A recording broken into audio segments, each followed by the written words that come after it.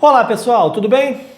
Já passou da hora da gente rever no Brasil a questão das imunidades parlamentares, né, que fazem com que muitos dos parlamentares, deputados e senadores possam cometer crimes sem ser importunados pela justiça, aproveitando-se da necessidade de um trânsito em julgado de sentença condenatória, né? O caso da Flor de Lis é um caso muito claro, muito exemplificativo disso, né? Ela é acusada de ser mandante do assassinato do marido, vários filhos foram presos, ela teria tentado envenená-lo 8 vezes antes de conseguir armar um esquema para poder executá-lo, e ela não vai ser presa agora, vai responder em liberdade até o fim do processo, que deve demorar anos por conta dessa imunidade parlamentar.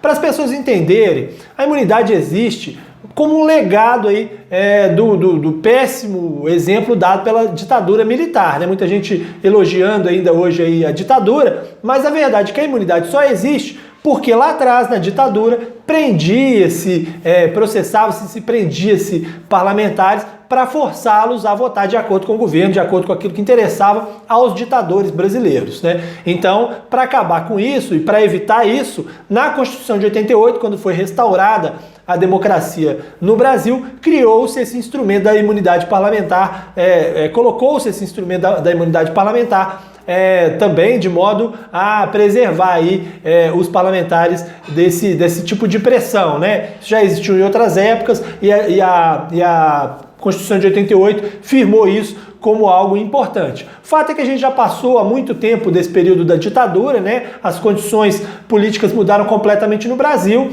e não faz sentido mais, nos tempos atuais, você imaginar que, no caso desse crime comum, o risco à sociedade, o risco às testemunhas, há uma clara intenção aí de manipular as provas do processo. Houve várias tentativas ao longo do processo e não faz sentido que alguém nesse contexto todo esteja livre por conta de uma imunidade parlamentar, né? É uma questão que deve ser discutida. Hoje vale para deputados e senadores, não vale, por exemplo, para vereadores, né? Por isso que a gente vê aí alguns vereadores sendo presos. E no caso dos deputados, quando isso aconteceu com o Delcídio do Amaral, foi meio que um drible aí nessa regra, porque considerou-se que era um flagrante delito.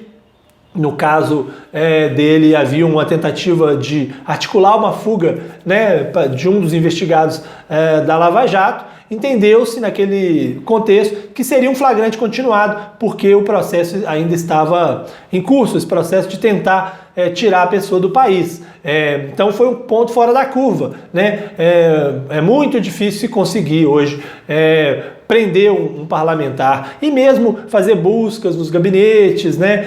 Há uma imunidade também da fala do parlamentar. Eu acho que é uma questão que o Brasil precisa discutir. A gente já passou dessa fase e precisa de um pouco mais de igualdade, porque a gente vê que muitos políticos, infelizmente, se escondem por trás de seus mandatos. E muitos que defendem e falam contra foro privilegiado e imunidade, quando chegam lá, passam a defender esse tipo de regra, né?